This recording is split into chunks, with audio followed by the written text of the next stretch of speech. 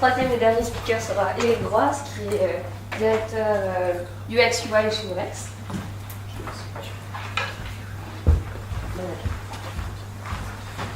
Maître du monde.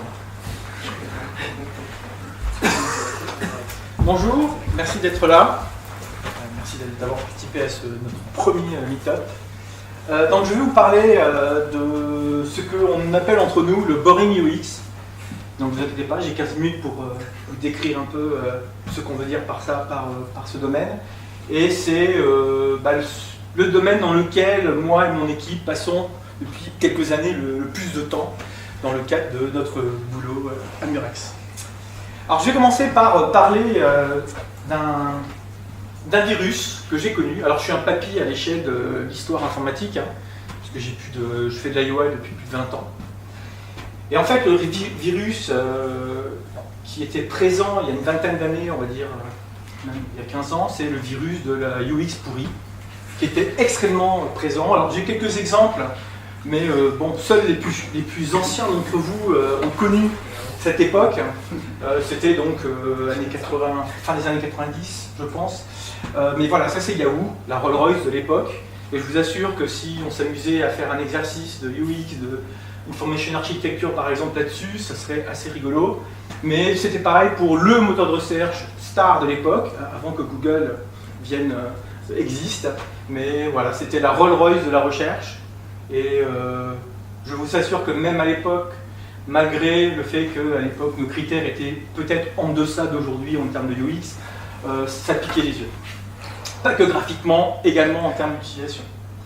Boo, alors je ne sais pas qui connaît Boo, l'histoire de Boo, mais Boo c'était la révolution dans l'e-commerce, hein, ça a été une start-up qui avait révolutionné la manière de vendre des produits sur Internet. À l'époque, Amazon, tout ça, ça n'existait pas, hein, c'était encore de vendre sur Internet paraissait très délirant.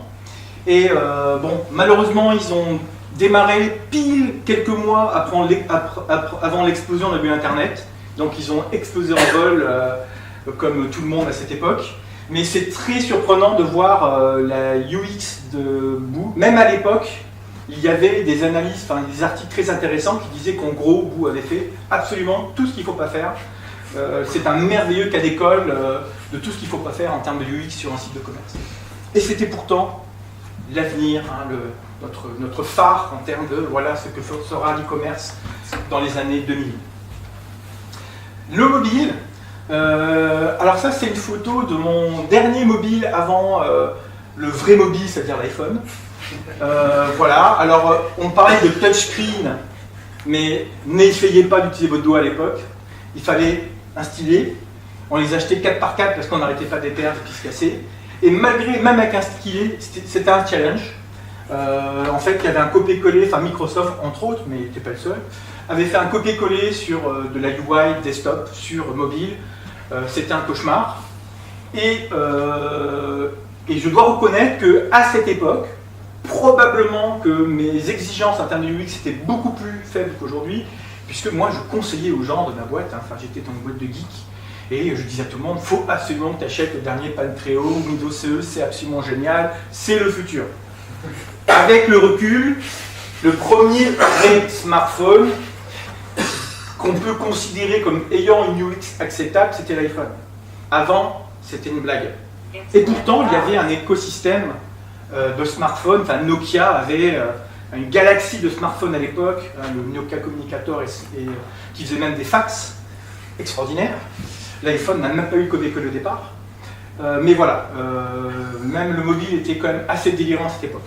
Alors heureusement, cette épidémie s'est du passé. Hein, donc on a la chance d'aujourd'hui évoluer dans un univers qui est quand même bien plus sain.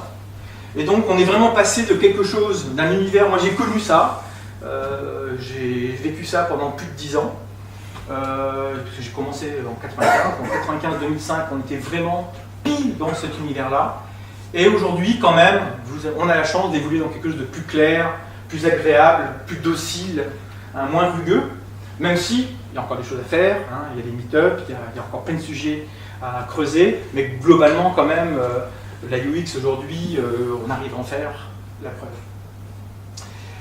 Donc c'est vraiment partout. Alors je ne vais pas vous faire l'injure de lister tous les sites qui ont une bonne UX, il n'y en a pas longtemps.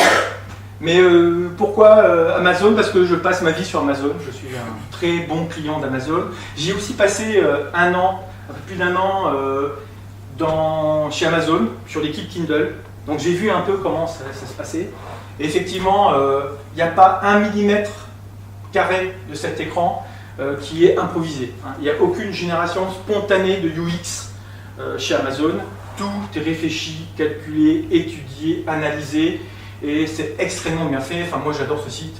Après, on peut arriver à trouver des petits trucs à droite à gauche, mais globalement, quand même, l'expérience UI, mais y compris l'expérience utilisateur au sens de client, retour des articles, etc., on est extraordinairement mieux traité que, je ne listerai pas la liste des autres sites de commerce en France, au cas où certaines personnes dans la salle y soient. Pour moi, la star du UX, si vous en fallait un, c'est vraiment le smartphone, enfin le téléphone mobile, entre autres l'iPhone, et puis tous ses successeurs comme l'Android. Mais l'iPhone est vraiment a été une révolution. Je pense qu'il a eu un impact extrêmement fort sur l'humain, sur nous tous, puisque d'un seul coup, en quelques mois, années, tout le monde a upgradé son référentiel, son niveau d'exigence UX de manière extraordinaire. Et du coup, ça a un impact sur absolument tout. Et je crois que l'état de la UX aujourd'hui, dans la vie de tous les jours, doit beaucoup à la force qu'a eu Apple à upgrader, entre guillemets, notre manière d'interagir et de voir les produits. C'est vraiment devenu les talons. Et puis, il y a quand même un challenge, c'est que je ne vais pas vous montrer une photo. L'iPhone ne sert, comme vous savez, pas du tout qu'à téléphoner.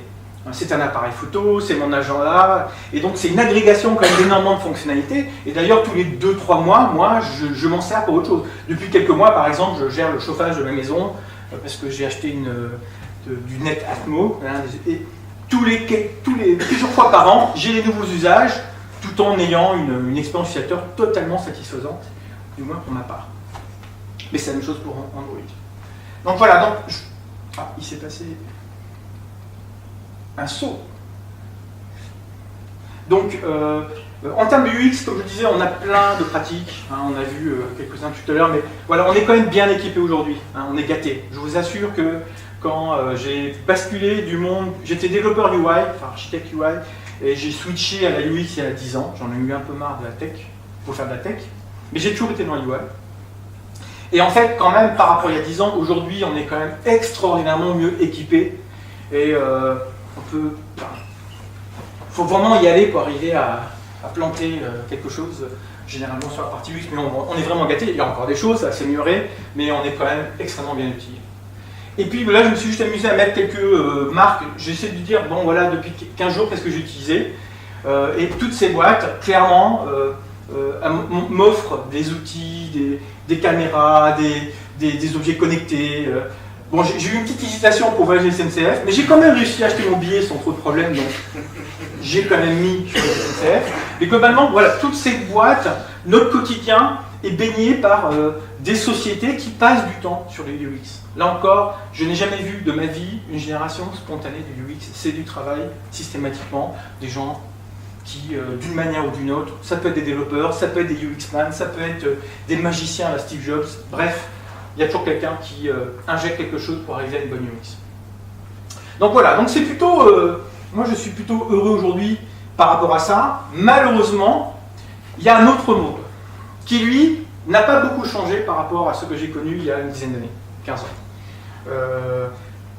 Franck en a un petit peu parlé, un petit peu éclairé le point. Mais c'est, alors j'ai pris le terme B2B parce que moi je suis jeune informatique et B2B, B2C, j'ai mangé cette dichotomie pendant une décennie, mais je préfère en fait le décrire sous forme de ces applications qui construisent l'expérience employée. C'est le monde du salarié, le monde du logiciel, du salarié pendant ses heures de travail, qu'est-ce qu'on lui donne à utiliser pendant ces 8 heures, que ce soit un trader ou autre. Et là, ça fait très mal. Et c'est ce que l'on met dans ce qu'on appelle entre nous le boring UX. Alors là, bien sûr, le but, c'est passé du monde que le monde B2C entre guillemets a connu il y a une dizaine d'années à un monde d'aujourd'hui. On en est très loin, hein, on en est extraordinairement loin et il est extrêmement difficile encore aujourd'hui de trouver les bonnes solutions pour passer de l'un à l'autre. Alors, c'est très sinistré, c'est un monde assez particulier, c'est-à-dire que ayez bien en tête qu'il y a autant d'utilisateurs qui utilisent ces applications-là, hein, il y a autant de salariés dans le monde, grosso modo, qu'il y a de gens qui utilisent Amazon. La différence, c'est qu'aucune des applications est utilisée par 1 milliard de personnes. C'est extrêmement segmenté, c'est une galaxie hallucinante d'applications toutes différentes, qui très souvent font la même chose d'ailleurs, qui sont faites maison, qui ont été développées localement, mais c'est mis ensemble, c'est une masse hallucinante d'utilisateurs qui ont une vie de merde à utiliser ces applications 8 heures par jour. Mais je ne donnerai aucun nom. Là, il y avait des logos d'éditeurs, je les ai envoyés hier. Donc, je vais donner juste quelques explications, il y a plein de raisons. Hein. Au prochain meet-up, on reviendra certainement sur les raisons qu'on a identifiées et aussi ce qu'on met en place pour essayer de passer outre ces barrières.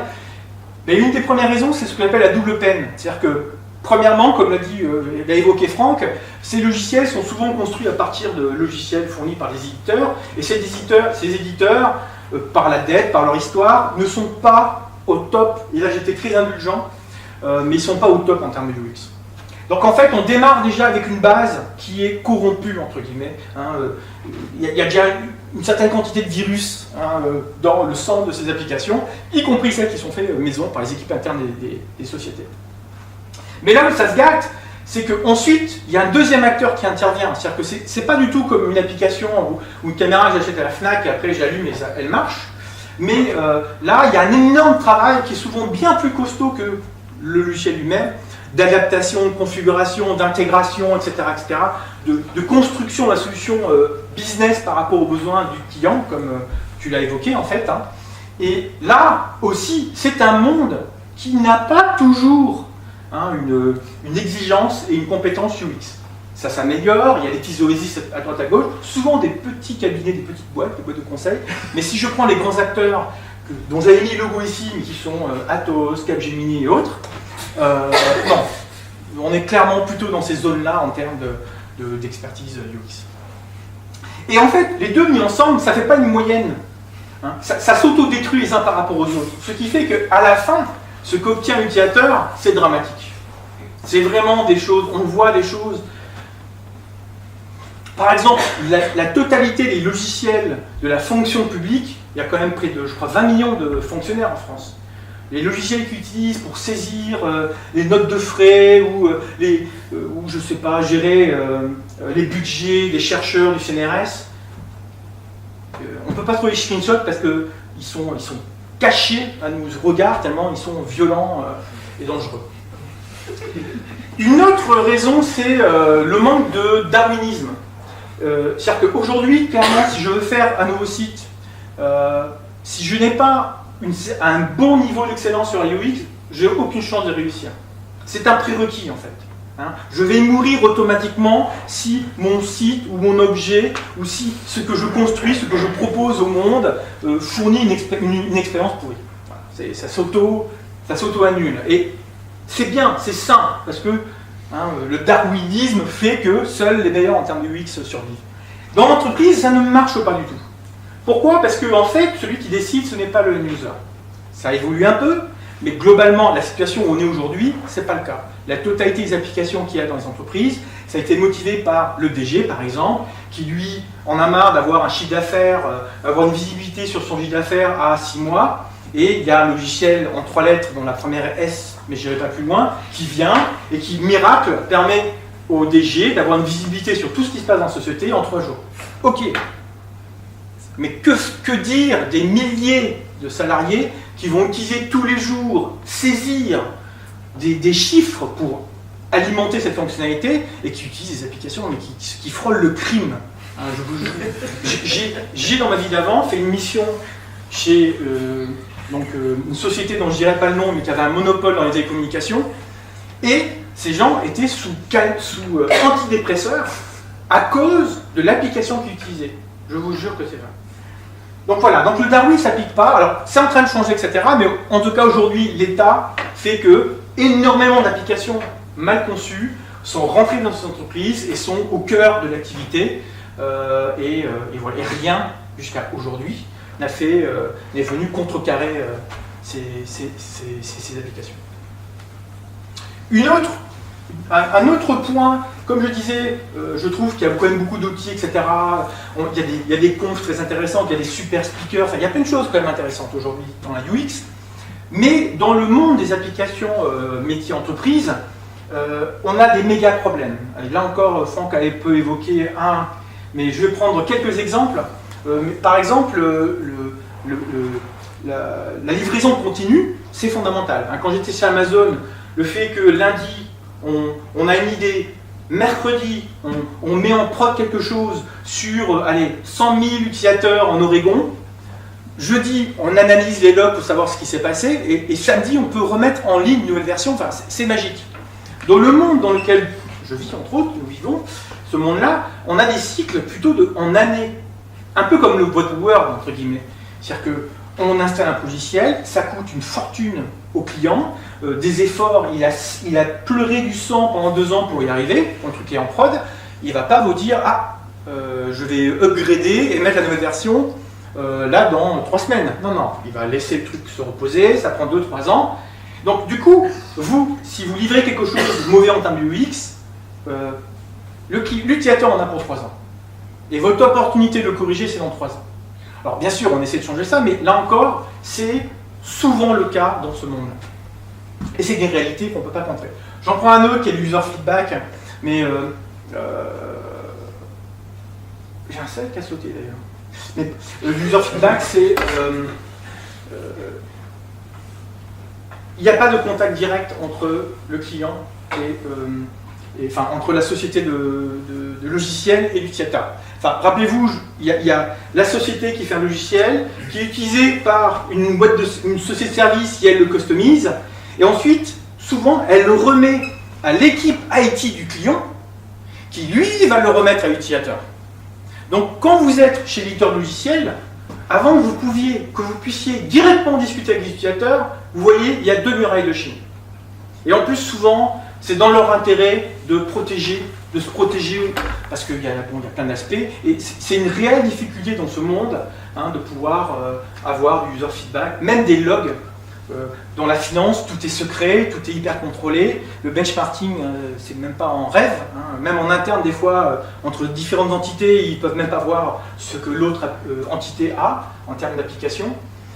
Et donc, on a très peu d'informations sur ce qui se passe en vrai sur le terrain.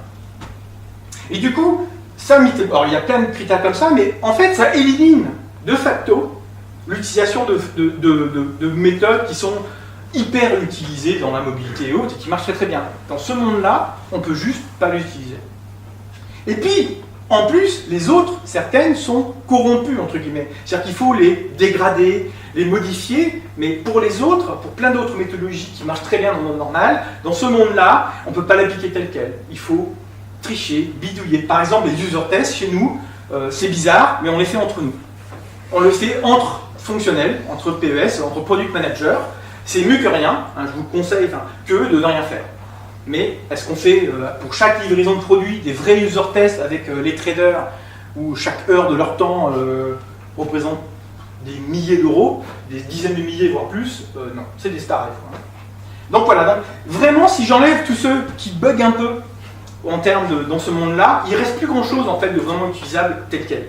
Et ça c'est vraiment, c'est un des points qui nous a motivés à faire ce meet-up, c'est justement qu'il y a tout un pan de méthodologie, de sujets à revoir entièrement pour les appliquer dans ce monde-là, qui est un peu particulier, qui disparaîtra. Peut-être. J'espère que si on refait ce meet-up dans 10 ans, je ferai les mêmes fêtes en disant « Rappelez-vous, il y a 10 ans, voilà ». Mais pour le moment, il y a quand même un chemin à trouver pour faire sortir ce monde énorme d'applications pourries dans un monde normal. Et le dernier point, c'est la dette UX. Je m'en rappelle, faire une application mobile, partir de la feuille blanche, quel luxe fabuleux. Ce luxe n'existe pas dans notre monde. Voilà. Nous, on a à peu près, le chiffre est un peu secret, mais on a plus de 10 000 écrans. Voilà, ils sont tous utilisés, hein. On ne peut pas en enlever un. Si on en enlève un, quelqu'un sur Terre hurle en disant « Ah, je ne peux plus faire la fonctionnalité 8634 points bis ». Donc, et on a le devoir de faire évoluer cette masse d'écran qui a une dette, puisqu'elle a été incrémentalement construite pendant 10-15 ans par différentes générations de développeurs, d'ailleurs. Il y a des développeurs aujourd'hui qui sont plus jeunes que la société, on a 30 ans. Voilà, c'est l'histoire de ce genre d'entreprise. Et là encore, on est très peu équipé. Hein, on va au conf, etc. Mais quand on revient à Paris, bah, on est un peu frustré parce que 80% de ce qu'on entend, c'est génial, mais on ne peut juste pas l'appliquer. Donc il faut qu'on invente d'autres choses. Et je vais finir là-dessus. Donc il y a vraiment un nouveau continent, hein, moi je le considère comme ça, c'est ce qui m'a attiré vraiment, je suis resté dans ce monde moche, j'ai goûté à mobilité, à Amazon, j'ai fait un peu de Fnac, j'ai fait des trucs sympas aussi. Mais voilà, je trouve vraiment très intéressant ce qu'il faut faire dans ce monde-là, parce que personne s'en occupe en fait, hein, c'est vraiment le continent perdu. Voilà, j'espère qu'un jour il y a une masse de UX qui va venir et adresser les besoins de cet univers qui fait subir une terrible UX à des milliards de personnes sur Terre. Merci.